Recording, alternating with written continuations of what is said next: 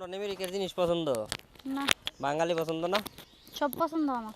সব পছন্দ। এই যে এখন বললা যে লন্ডন আমেরিকা থেকে ফোন না, আইতে ফোন আসে না তাই কইলাম। ফোন আসে না? তো কখন ফোন আসলে তোমার পাওয়া যাবে? সবসময়। সব সময়। হুম। তোমার নামটা জানি কি? বন্যা। বন্যা। তো আজকে প্রতিবেদনে কি জন্য? প্রতিবেদনে কি জন্য হুম, আইছি? অনেক কষ্ট করে আইছি। কি কষ্টটা কি তোমার? কত কষ্ট তার বাবা মা নাই, তার আবার কষ্টের কোনো শেষ আছে না? কষ্ট কো একটা না করলে মানুষ বুঝবো যে তোমার কি কষ্ট। অনেক কষ্ট, খাওয়া দাওয়ায় কষ্ট, মনে করো সব দিক দিয়ে কষ্ট, চলতে ফিরতে কষ্ট, নিজে পরিশ্রম করতে হয়, সব দিক দিয়ে তো কষ্ট। তোমার হাত পা সবই তো আছে, তা খাওয়া দাওয়ার কষ্ট হবে কি করলো? তো একা মেয়ে মানুষ কয়দিকে যাবো? আমাদের বাসাতে ইনকাম করার মতো কেউ নাই।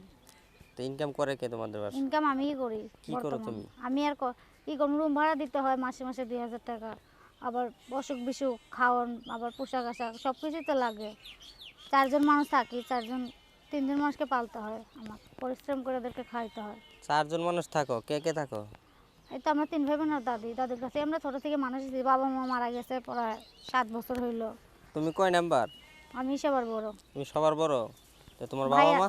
হ্যাঁ, তোমার বাবা মা কই? বাবা মা মারা গেছে ছোটকালে। ছোটবেলায় মারা গেছে? আমার বোনের বয়স যখন 2 বছর তখন মারা গেছে। আমার একটা ছোট বোন আছে আর একটা ভাই আছে।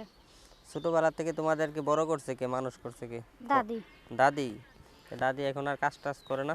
দাদি অসুস্থ, বিছনায় পড়ে রয়েছে, কিভাবে কাজ করবো? তোমার বাসা কোন সারা জায়গা? বছর তো খাওয়াইলো, আর কত খাওয়াইবো? এখন না আমরা খাওয়াবো। তোমার দাদা কই? আমার দাদা দাদা মারা গেছে। দাদা মারা গেছে?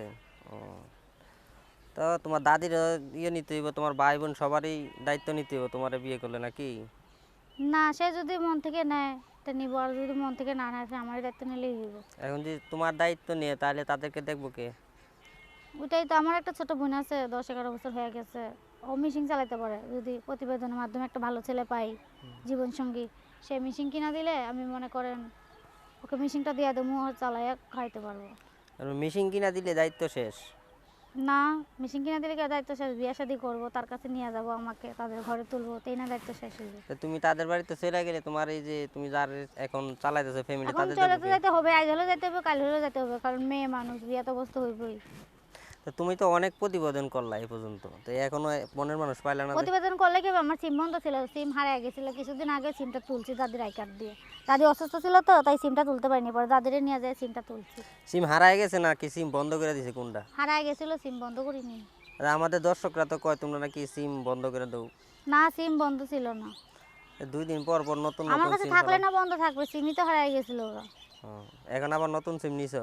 নতুন সিম তুলছি, ওই নাম্বারটাই নতুন সিম তুলছি। নতুন মানুষ। হুম। হুম। একটা পুরনো মানুষ, নতুন সিম। একটা সিমে কয়জন থাকে তোমার?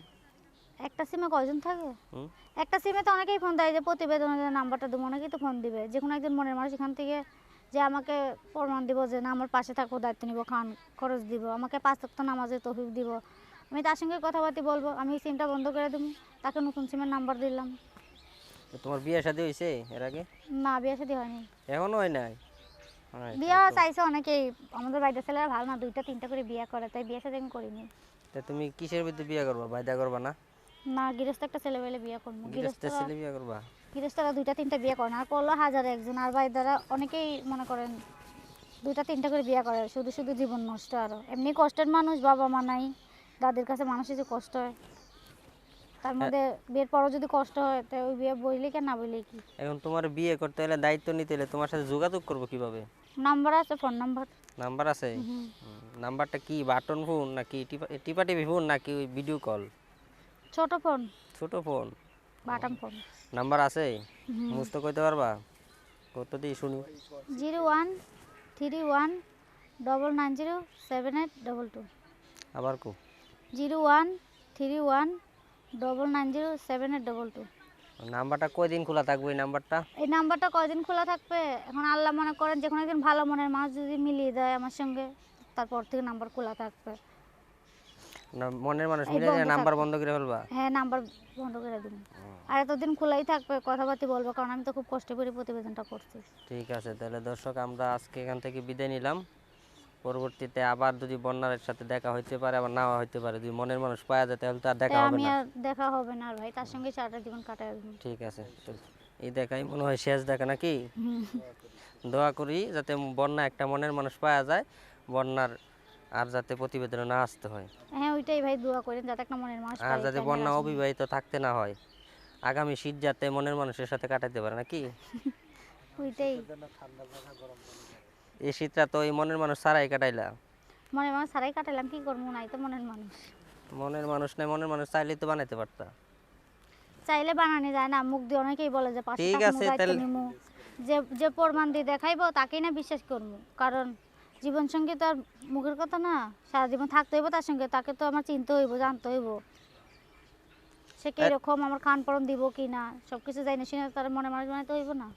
এই শীতটা, আগামী শীতটা কিন্তু মিস করো না। এই শীতটা মিস করছো, অনেক শীত গেছে, মনের মানুষ ছাড়া কাটাইছো, কষ্টে গেছে, আমরা বুঝতে পারছি। আগামী শীতটা মনের মানুষ ছাড়া কাটাইও না, হ্যাঁ। আপনাদের দুয়ায় ভাই এখন যদি পাই তো আমি তার সঙ্গে আগামী শীতে কাটাবো। আর আমরা তো অসুবিধা দোয়া নাই। করি, আমরা তো দোয়া করি। ওইটাই ভাই দোয়া করেন যাতে ঠিক মনের আছে, মানুষ। তাইলে আজকে এখান থেকে বিদায় নিলাম, পরবর্তীতে আবার দেখা হইতে পারে, না হইতে পারে।